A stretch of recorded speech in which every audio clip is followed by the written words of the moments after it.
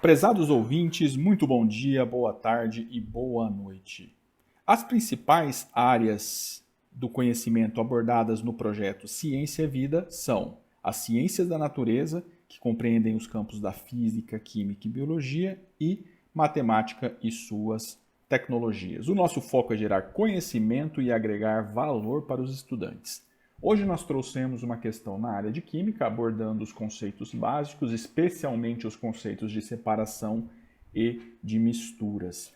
A primeira questão é uma questão da Cesgran Rio do Rio de Janeiro, que diz o seguinte: numa das etapas do tratamento da água que abastece uma cidade, a água é mantida durante um certo tempo em tanques para que os sólidos em suspensão se depositem no fundo.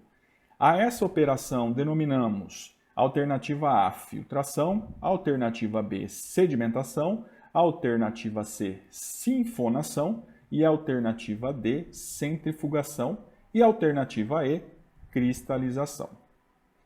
Trouxemos também um exercício da Unirio com um enunciado similar, com o seguinte texto: uma mistura formada por gasolina, água, serragem e sal de cozinha pode ser separada dos seus diversos componentes, seguindo-se as seguintes etapas. Alternativa A, filtração, decantação e destilação.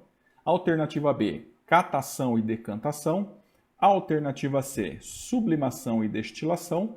Alternativa D, prensagem e decantação. E a alternativa E, destilação e decantação. Como está claro em ambos os enunciados, nós temos uma questão que aborda os métodos de separação de misturas. Lembrando que as misturas são materiais formados por mais de uma substância e suas propriedades variam seguindo a proporção das partes. As misturas podem ser classificadas como homogêneas e heterogêneas, a depender da quantidade de fase visível, especialmente a olho nu.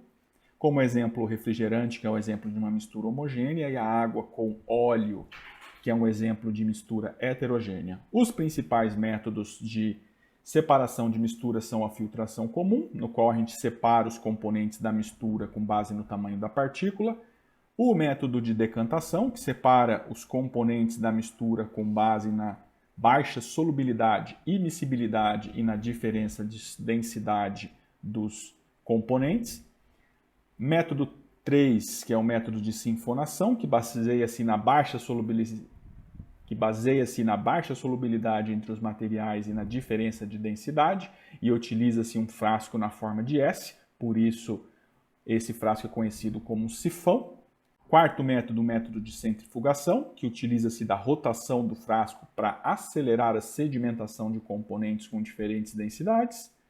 Quinto método, o método de separação magnética, no qual se usa campo magnético para separar partículas de líquidos, especialmente as partículas que são magnéticas ou imantáveis. Método de destilação simples, que usa o aquecimento da mistura para separar um líquido de um sólido.